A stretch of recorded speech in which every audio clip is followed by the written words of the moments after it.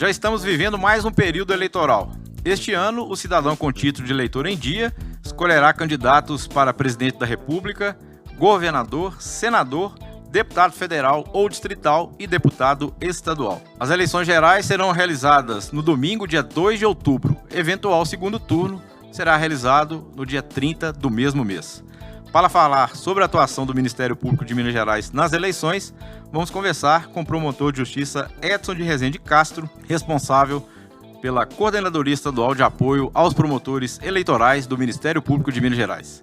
Olá, promotor, seja muito bem-vindo ao Vox, o podcast do Ministério Público de Minas Gerais. Olá, Alex. É um prazer sempre estar aqui com vocês. Nosso agradecimento também a você que acompanha esse bate-papo. Promotor, qual o papel do Ministério Público durante e após o período eleitoral? Alex, o Ministério Público ele recebeu da Constituição Federal a missão de tutelar o regime democrático e a fiel aplicação das leis. Então, nessa missão de tutelar o regime democrático, o Ministério Público participa de todas as fases do processo eleitoral, desde aquelas fases administrativas, de controle da legalidade do alistamento eleitoral, quando o cidadão vai se inscrever eleitor, a gente participa para saber se está tudo correto, se a pessoa não se inscreveu 2 vezes, por exemplo. Então, nessa fase toda preparatória e durante a eleição propriamente dita, a nossa atuação é ampla, desde verificando as condições dos candidatos para saber se estão todos com a ficha limpa, diríamos assim, se reúnem todas as condições, fiscalizando também a propaganda eleitoral, fiscalizando o emprego de recursos financeiros nas campanhas, para saber se não tem abuso de poder, a atuação da máquina administrativa nas eleições, abuso de poder político, enfim, a nossa atuação é ampla e em todas as fases do processo eleitoral. Bem, a cada eleição, promotor Edson de Rezende, a gente vê que o Código Eleitoral ele sofre algumas mudanças, né? Para se aperfeiçoar, enfim. Quais as principais para essa eleição de 2022? As principais mudanças que o Código traz? Sim, nós tivemos, Alex, uma modificação que já até faz algum tempo, mas que vai ser aplicada pela primeira vez agora em eleições federais, que é a proibição de coligações nas eleições para deputados estaduais e deputados federais, nas eleições proporcionais. Essa modificação, eu acredito que vai trazer uma alteração no tabuleiro do jogo, né? Porque os partidos terão que disputar isoladamente, cada um com as suas próprias forças, a disputa aí pelas vagas de deputado federal e deputado estadual. Uma outra modificação que nós tivemos foi a instituição de um instituto novo que se chama Federação de Partidos.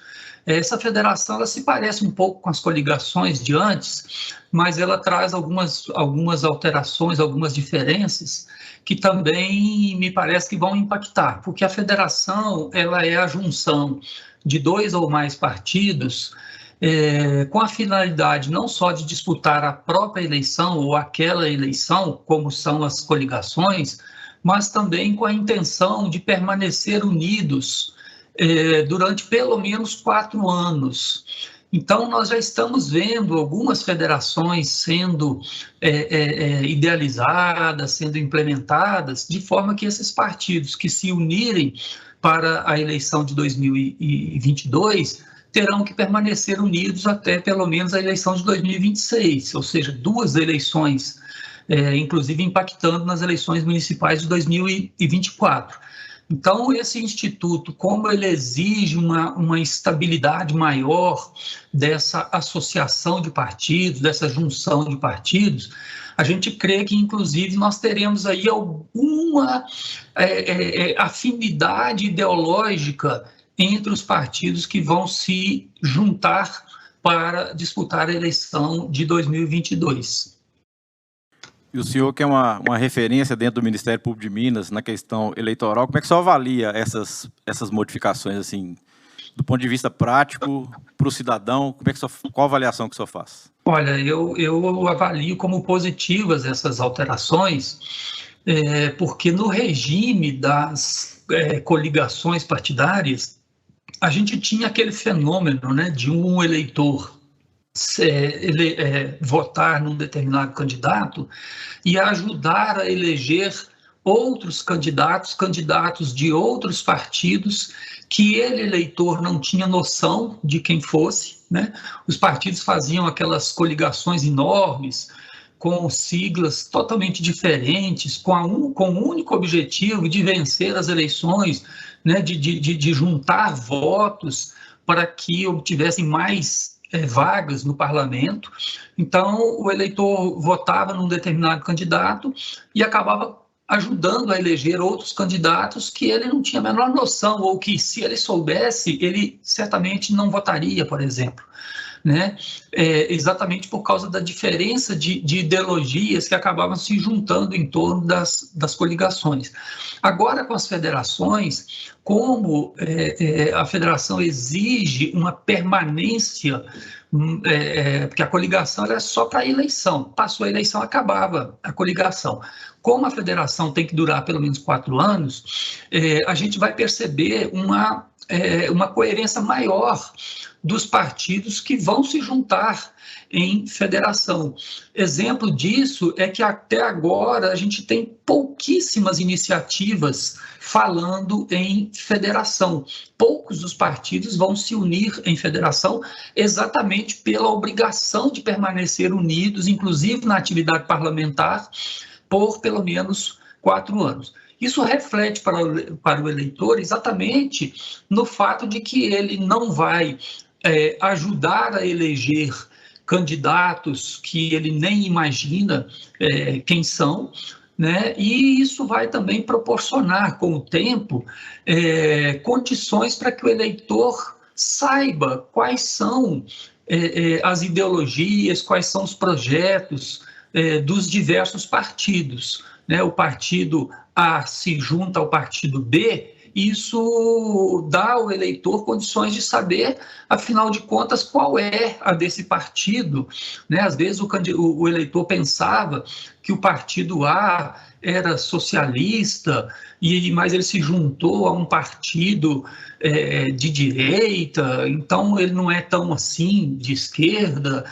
Enfim, o desenho desse tabuleiro vai mostrando para o eleitor qual é ou quais são os valores, as ideologias dos partidos que vão se juntando. Você falou dessas mudanças, né, no Código Eleitoral, nas regras das eleições, e a gente vai entrar agora na questão dos crimes eleitorais. A compra de votos, ela continua sendo um problema grave durante as eleições? Por incrível que pareça, Alex, continua. A compra de votos, lamentavelmente, ainda não saiu do ambiente das campanhas eleitorais.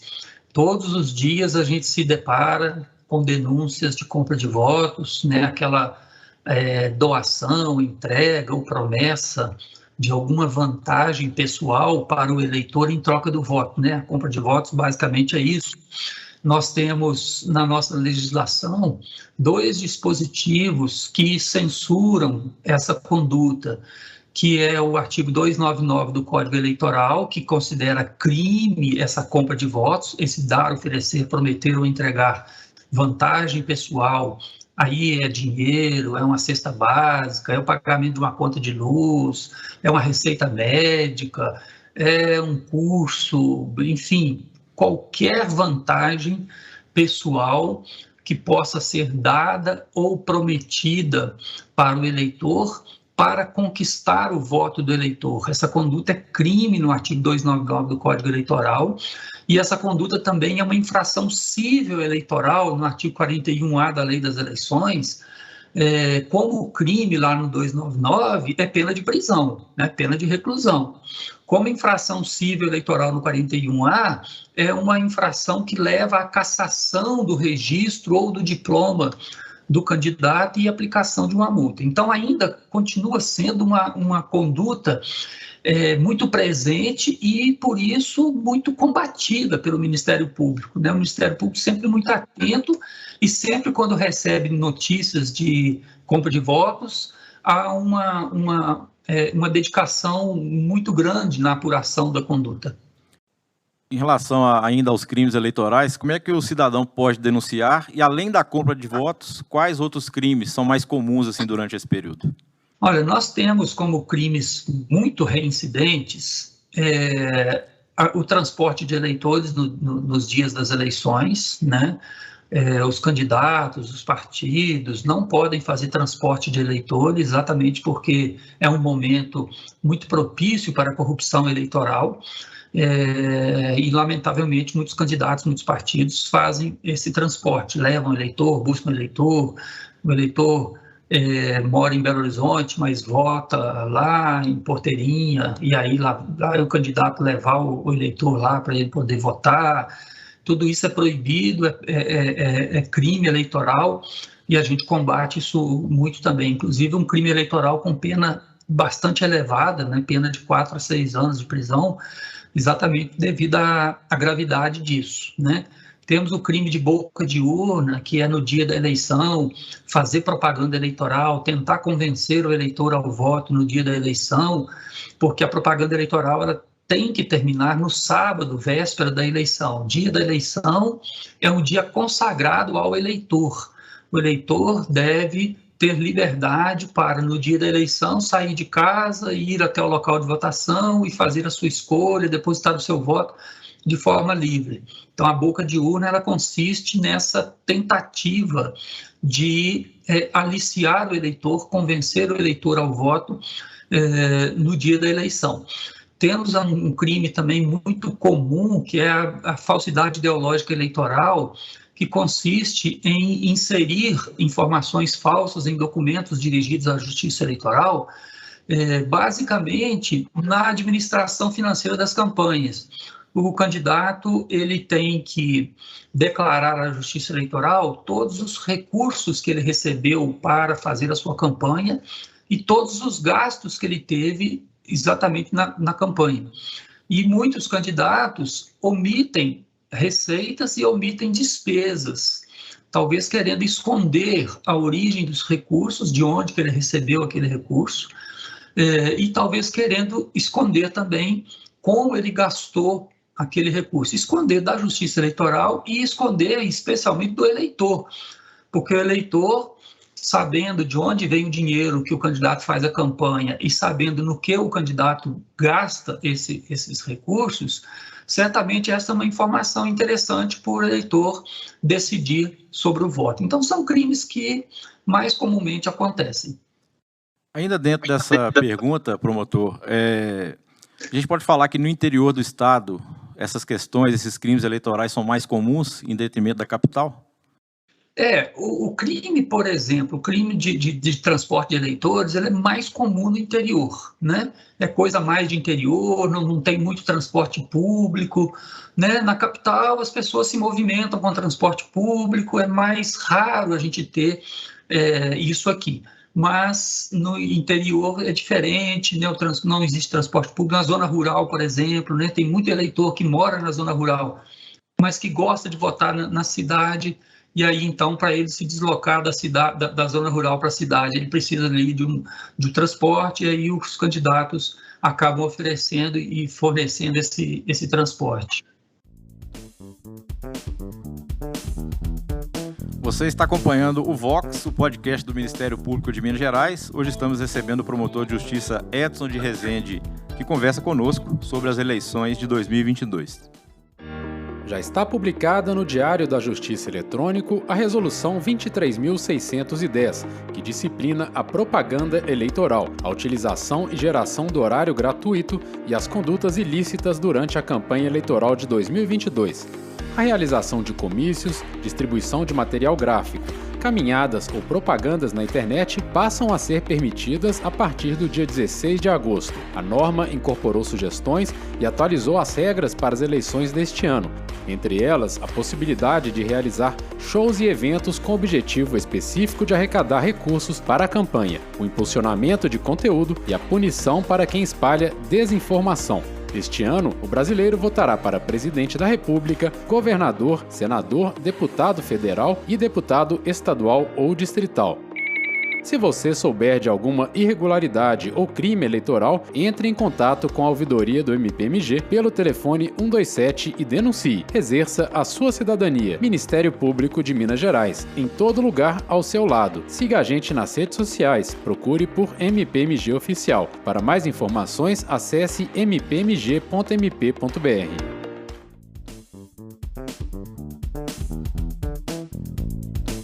Seguindo com o nosso podcast, como o Ministério Público tem acompanhado o promotor Edson de Rezende, tem feito, né, o trabalho nas questões envolvendo registro de candidatura e inelegibilidade, e como está também a aplicação da lei da ficha limpa?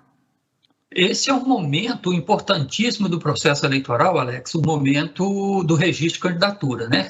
Que é quando os partidos levam à Justiça Eleitoral o pedido de registro dos seus candidatos. Esse momento nós nos aplicamos com muita atenção, porque nós temos que verificar, primeiramente, se o partido está em condições de disputar a eleição, se ele está regular, se ele está registrado, se ele tem diretório funcionando naquela circunscrição, e também se ele realizou os atos preparatórios para a sua participação nas eleições de forma regular, como a convenção partidária, como a formação de coligação quando é possível, né, no caso da eleição majoritária para governador, senador e presidente da República, se ele formou a sua lista de candidatos às eleições de deputado estadual e deputado federal com observância da cota de gênero. Nós então avaliamos tudo isso. E com relação a cada um dos candidatos, nós avaliamos se eles preenchem as condições de elegibilidade, que são requisitos para a disputa, né, requisitos pessoais para a disputa. Então, se o candidato tem a idade mínima exigida para o cargo disputado, se o candidato tem filiação partidária válida, se ele tem domicílio naquela circunscrição, né, no caso, para disputar a eleição pelo Estado de Minas Gerais, tem que ter domicílio em Minas Gerais. Então, se ele está no pleno gozo dos seus direitos políticos, se não tem condenação criminal que tenha retirado esses direitos políticos. E nós também avaliamos as chamadas causas de inelegibilidade, que são basicamente a lei da ficha limpa, né? Além de condenação criminal, condenação por outras, por infrações eleitorais como abuso de poder, compra de votos, né? Aquela compra de votos que a gente falou, uma vez apurada e condenado o agente, ele fica inelegível por 8 anos, né? Então, a gente verifica se ele não tem no seu passado algum histórico de cometimento dessas infrações e desses crimes.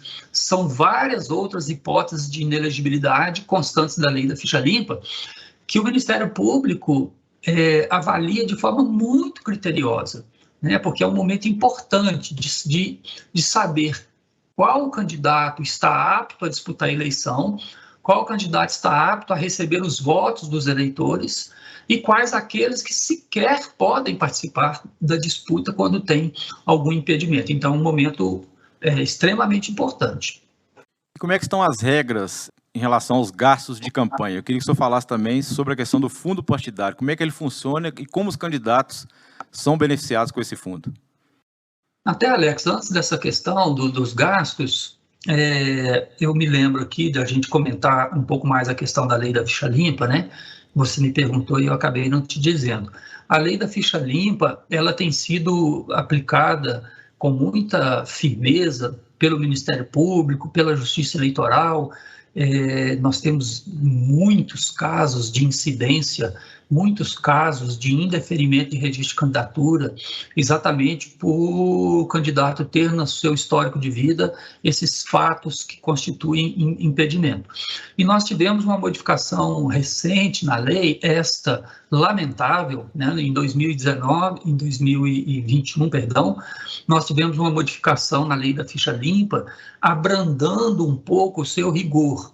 O que ocorre? Aqueles que já foram administradores públicos, prefeito, presidente de Câmara, presidente de autarquia, governador, presidente de assembleia, todos os administradores públicos têm que prestar contas da sua gestão, da sua administração.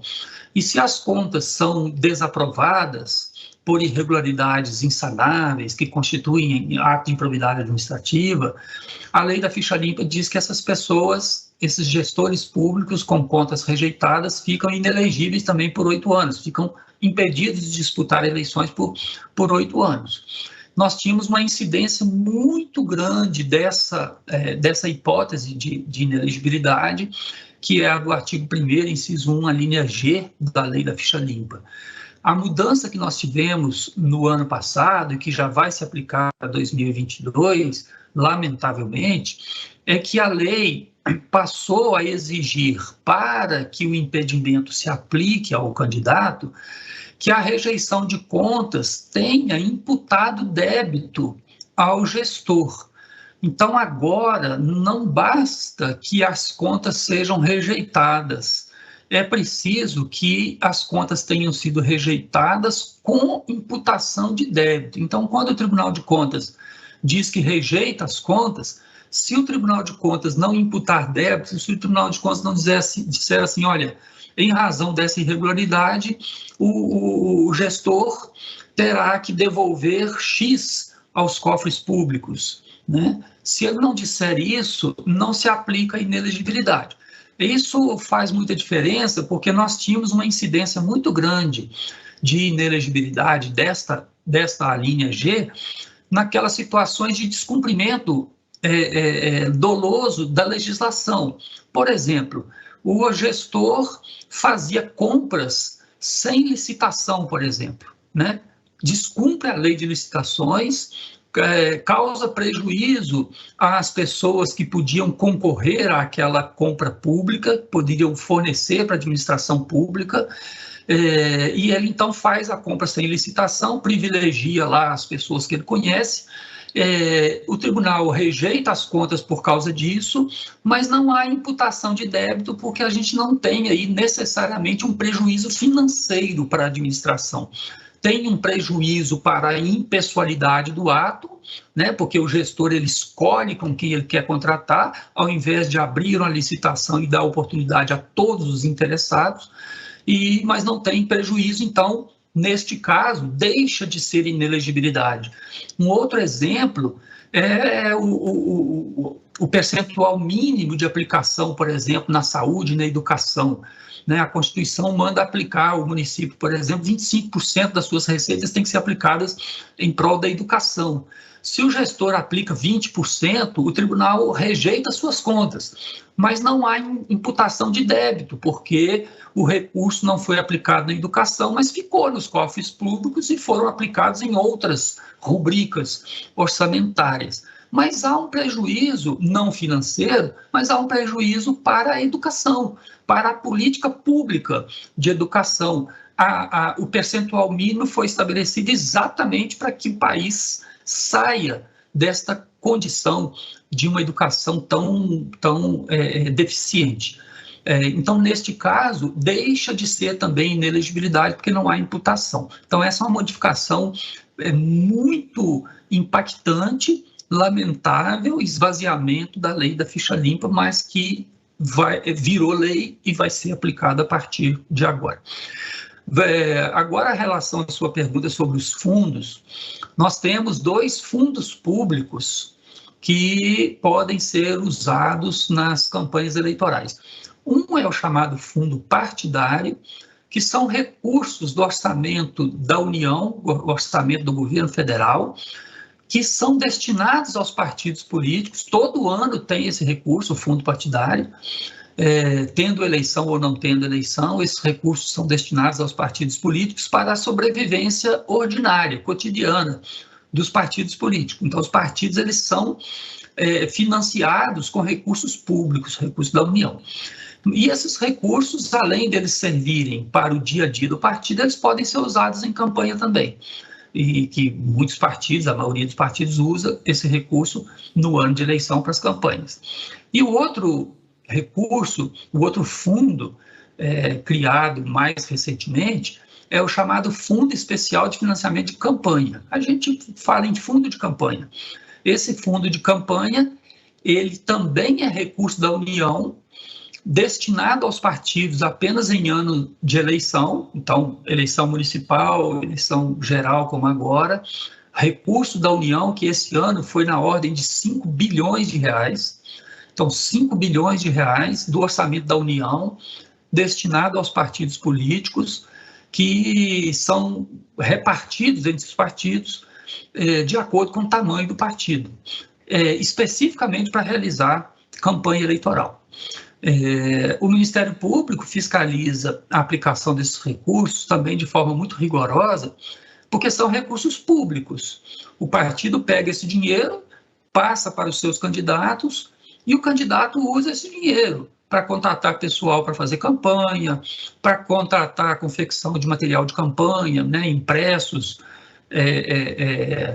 adesivos, enfim, para todas as despesas da sua campanha, né, para produzir programas para rádio e televisão, por exemplo, enfim, todas as espécies de propaganda eleitoral podem ser financiadas com esses recursos. Então, é dinheiro na conta dos candidatos para a sua administração e as contratações de campanha. Então, a gente fiscaliza isso quando da prestação de contas.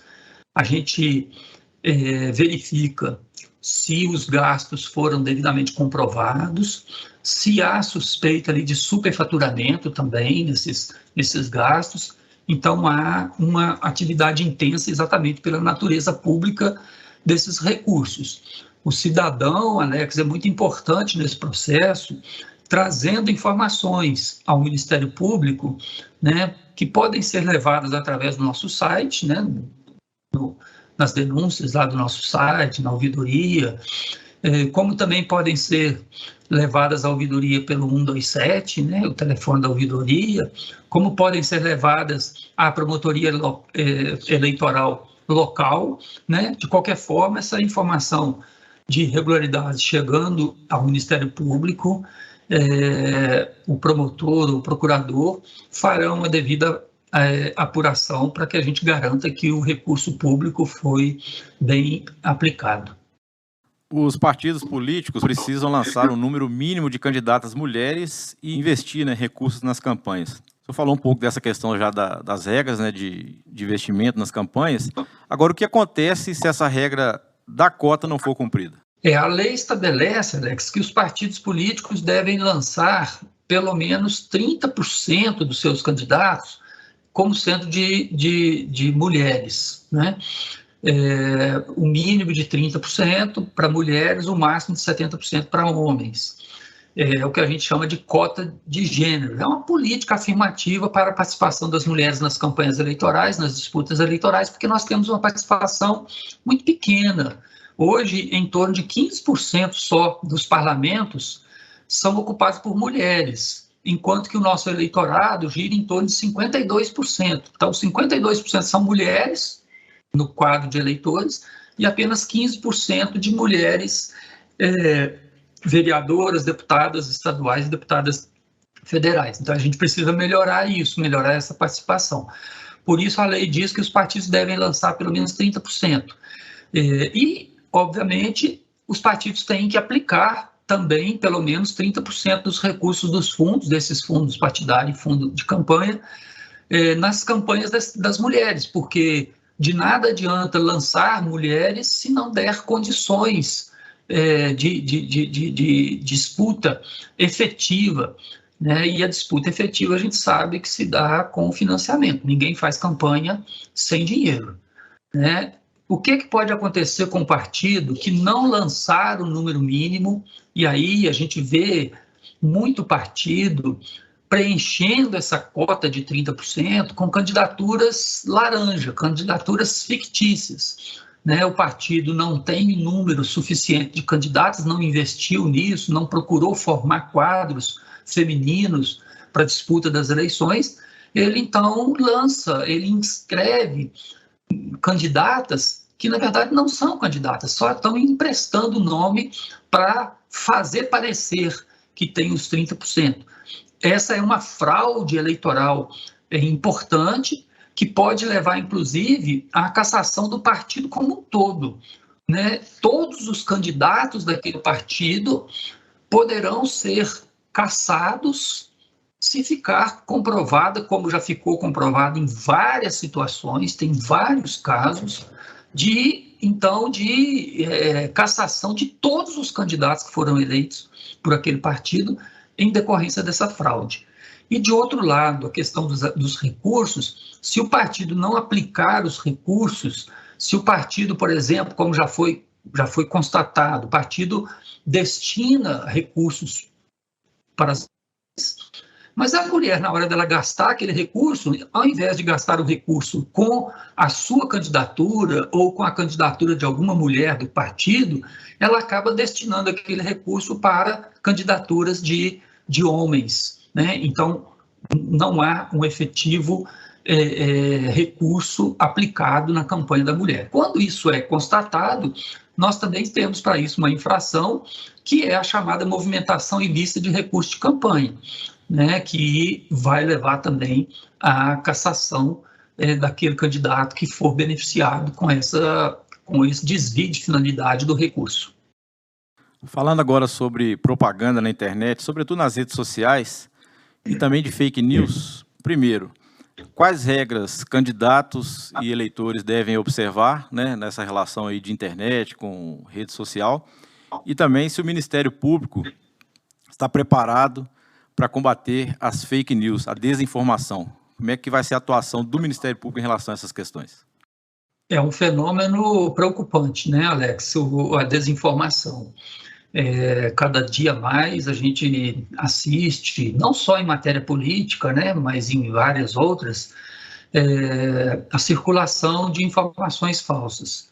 É muito importante que partidos, candidatos e o eleitor em geral, o cidadão em geral, tenha esse compromisso, né, de só veicular informações checadas, informações verdadeiras.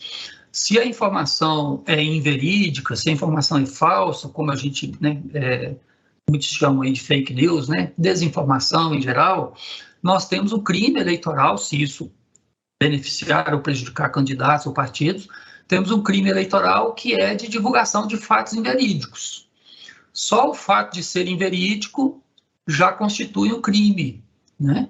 E também tem o crime os crimes contra a honra eleitoral, calúnia, injúria, difamação de candidatos, partidos, também constitui crime eleitoral. Então, a regra, se a gente pudesse resumir bem mesmo, a regra da utilização da internet e das redes sociais é divulgar conteúdos verdadeiros. Se o conteúdo é verdadeiro, não tem problema algum aquela divulgação. Ainda que esse conteúdo desagrade alguém, ainda que um candidato não goste daquele conteúdo veiculado, esse conteúdo está dizendo que o candidato passou cheque sem fundo, mas o fato é verdadeiro? Se o fato é verdadeiro, não tem problema nenhum. O candidato não vai gostar disso, evidentemente, obviamente que isso vai prejudicar o seu desempenho eleitoral, mas aquele fato faz parte do seu histórico de vida, né? Se faz parte do histórico de vida, a divulgação desse fato é positiva, inclusive para servir de base para a decisão do eleitor. O eleitor pode ser que o eleitor não queira votar em alguém que passa cheque sem fundos, por exemplo, a quem que não paga suas dívidas, por exemplo, né? Enfim, vários fatos. Então, se o fato é verdadeiro, não há problema algum. Mas se o fato é falso ou se ele é ofensivo, aí certamente aquele que veicula a informação terá problemas. E em relação às punições para as pessoas que disseminarem informações falsas nas redes sociais? Então, a gente tem o crime, né, de divulgação de fato sabidamente inverídico, que é crime eleitoral e tem pena de prisão. Temos os crimes contra a honra, né, que é ofensa, imputar crimes falsamente, imputar fatos que possam ofender a honra, e também são crimes e pena de prisão também, né? Além de a Justiça Eleitoral determinar a remoção desse conteúdo, né, a retirada do conteúdo, pode acontecer de retirar até mesmo o próprio perfil, a própria página, se ele for utilizado reiteradamente para divulgar, para veicular falsidades, desinformação, né? E além da aplicação de multas também. Há multas pesadas, né, de 5 a 30 mil reais para a divulgação de conteúdos assim. Ainda nesse contexto, promotor, queria que o senhor falasse um pouco mais a respeito da atuação do Ministério Público, né? Nós temos aí 853 municípios, né? Todo mundo sabe daí da extensão do estado de Minas, a dificuldade, né, para poder ter ações coordenadas, estratégicas, enfim. Como é que a instituição vai trabalhar e tem trabalhado, né, nessa questão das eleições de 2022? É um desafio muito grande, né, Alex? Você lembrou bem, o estado tem 853 municípios, o país tem 5.500 municípios, e acompanhar o que acontece na internet, nas redes sociais, não é fácil, né? É um desafio muito grande, o Ministério Público se aplica muito nessa tarefa, mas nesse caso a gente precisa muito do cidadão trazendo essas informações. O cidadão que está aí no seu dia a dia, navegando pela internet, pelas redes sociais, na medida em que ele percebe alguma coisa que pode constituir ilícito, ele trazer isso ao Ministério Público por aqueles canais que nós já comentamos. E isso é muito importante, porque não há nenhuma instituição, Ministério Público, Justiça Eleitoral, nem os candidatos, nem os partidos, que tem a condição de ficar monitorando 24 horas por dia as redes sociais, a internet em geral, para identificar conteúdos que são ilícitos, conteúdos irregulares. As redes sociais, elas têm ajudado muito, né? Facebook, Instagram, o Google, tem contribuído, tem inclusive uma parceria firmada e assinada com o TSE, no sentido de fazer ali um monitoramento dos conteúdos veiculados, para eventualmente identificar aquilo que parece ser ilícito e, inclusive, retirar conteúdos, independentemente de ordem da Justiça Eleitoral, quando esses conteúdos ferem os termos de uso da própria plataforma, né? Então, há todo um esforço de Ministério Público e de Justiça Eleitoral. Agora, recentemente, dias atrás, foi firmado um termo de cooperação técnica entre a Procuradoria-Geral Eleitoral em Brasília e o TSE, exatamente para um fluxo mais dinâmico, mais rápido das notícias de desinformação, inclusive envolvendo o próprio sistema eleitoral, a própria credibilidade do sistema eletrônico de votação e apuração. Então, é todo um esforço para acompanhar isso e não deixar com que as informações falsas influenciem negativamente nas eleições. Muito bem, nós conversamos com o promotor de justiça Edson de Rezende Castro, responsável pela Coordenadoria Estadual de Apoio aos Promotores Eleitorais do Ministério Público de Minas Gerais. Promotor, mais uma vez, muito obrigado por ter aceitado o nosso convite e obrigado também pelos esclarecimentos. Alex, sempre aqui à disposição e sempre um prazer falar com vocês.